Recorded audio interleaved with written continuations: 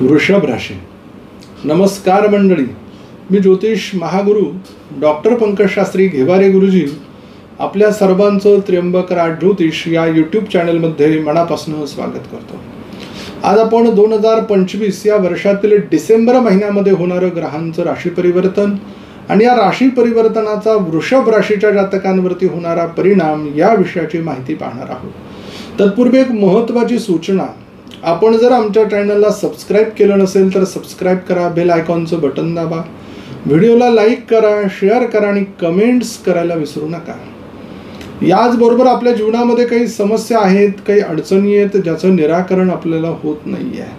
मुलांचं शिक्षण झालंय, त्यांना नोकरी लागत नाही आहे, मुलांच्या शिक्षणामध्ये अडथळे येत आहेत. त्याचबरोबर मुलांचा विवाह झालाय परंतु त्यांना संतती होत नाही आहे.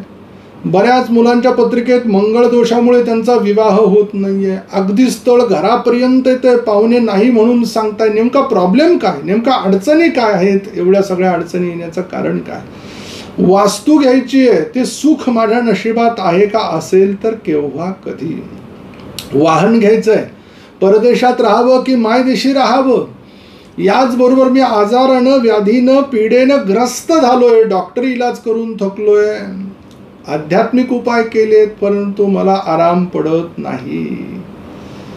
काय करावं गुरुजी, व्यापार करावा की नोकरी केलेली योग्य आहे. ह्या सगळ्या प्रश्नांचे उत्तर आमच्या स्क्रीनवरती दिलेल्या नंबरवर आपण फोन केला, संपर्क केला तर आमचे ज्योतिष एक्सपर्ट तुम्हाला योग्य असं मार्गदर्शन करतील, ज्यानं आपल्या आयुष्यातील अडचणी दूर होण्यासाठी नक्की आपल्याला मदत होईल. वृषभ राशी. डिसेंबर महिन्यामध्ये काही ग्रह राशी परिवर्तन करतायत. 5 डिसेंबरला गुरु ग्रह वक्री होतोय मिथुन राशीमध्ये. 6 डिसेंबरला बुध ग्रह वृश्चिक राशीमध्ये राशी परिवर्तन करून जातोय. 7 डिसेंबरला मंगळ ग्रह धनु राशीमध्ये राशी परिवर्तन करून येतोय. 15 डिसेंबरला सूर्य ग्रह धनु राशीमध्ये राशी परिवर्तन करून जातोय. 20 डिसेंबरला शुक्र ग्रह धनु राशीमध्ये राशी परिवर्तन करून जातोय. 29 डिसेंबरला बुध ग्रह धनु राशीमध्ये राशी परिवर्तन करून येतोय. या राशी परिवर्तनाचा वृषभ राशीच्या जातकांवरती काय परिणाम होणार आहे ते पाहणार आहोत आपण या व्हिडिओमध्ये. प्रथम स्थान, या स्थानाला तनुभाव लग्नभाव असं म्हणतात. या स्थानाचा ग्रह म्हणजेच स्वामी शुक्र ग्रह हा 20 डिसेंबरला धनु राशीमध्ये राशी परिवर्तन करून येत आहे. म्हणजेच तो ग्रह सप्तमातून अष्टमाकडे जातोय. पहिले 20 दिवस वैवाहिक जीवनाच्या दृष्टीने काही महत्वाच्या भूमिका निर्णय घ्यायचा असेल तर ते योग्य लाभदायक असणार आहे. मनासारख्या वधूची प्राप्ती, मनासारख्या वराची प्राप्ती होण्याच्या दृष्टीनं हा एक शुभ संकेत म्हणावा लागेल.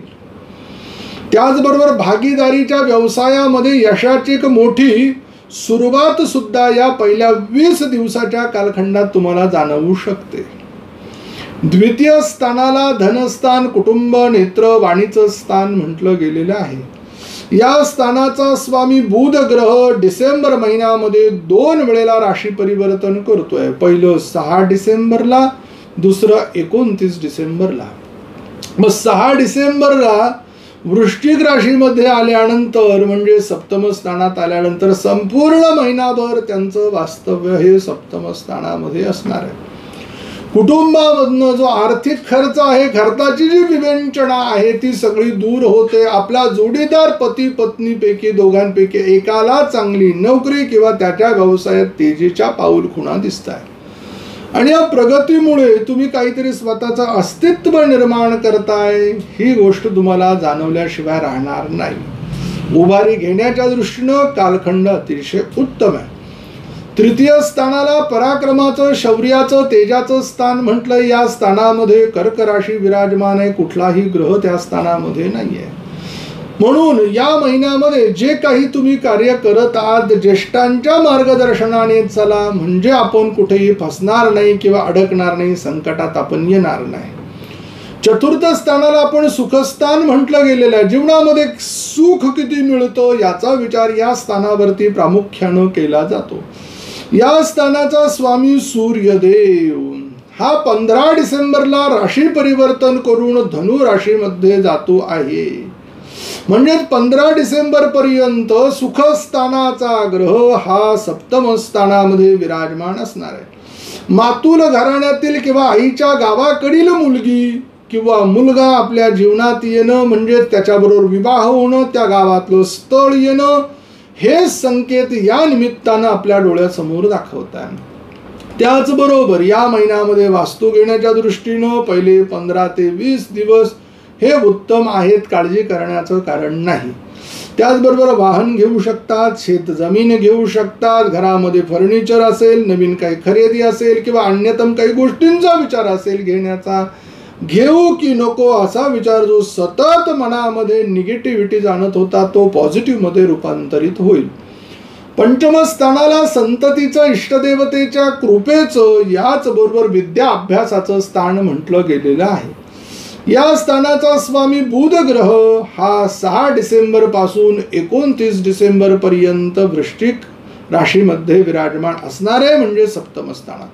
हा योग प्रेम विवाहाच्या दृष्टीनं उत्तम समजला जाणारा योग आहे. मुलांच्या शिक्षणाच्या दृष्टीनं सुद्धा उत्तम आहे. इष्टदेवतेच्या कृपेने सुद्धा तुम्हाला सगळ्या सुखांची प्राप्ती करून देणार आहे. ज्या गोष्टी आपल्याला ज्येष्ठांना, आपल्यापेक्षा मोठ्या लोकांना सांगायच्या होत्या की माझं या व्यक्तीवरती प्रेम आहे, ते सांगण्यासाठी कुठेतरी घाबरत होतो, दबाव घेत होतो, ती गोष्ट तुम्ही सगळ्यांना विचारात घेऊन करा.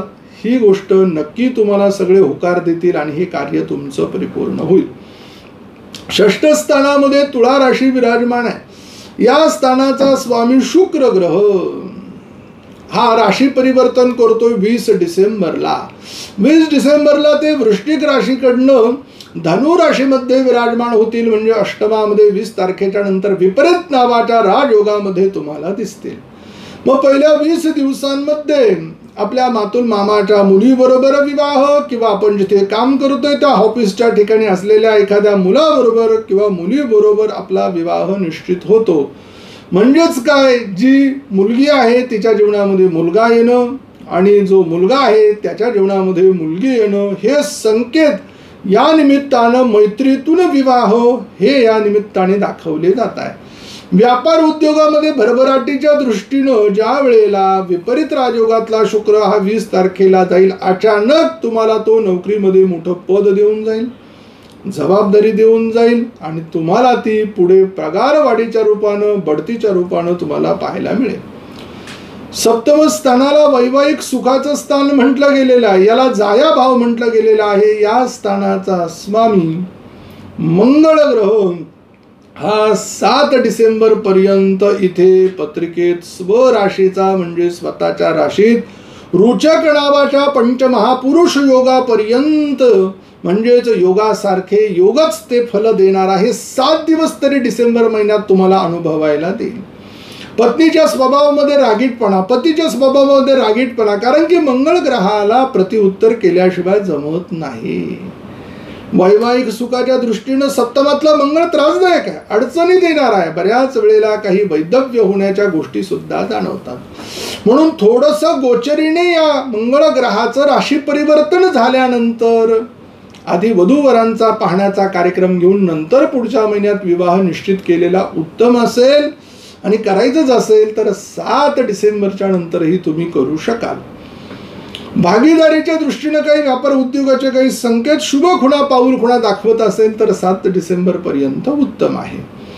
अष्टम स्थानामध्ये धनुरास आहे, पण अनेक ग्रह हे अष्टम स्थानामध्ये येऊन विराजमान झालेले आहेत आणि या स्थानाचे ग्रह म्हणजे स्वामी गुरु ग्रह धनस्थानात आहे. अचानक मोठा धनप्राप्तीचा योग आहे.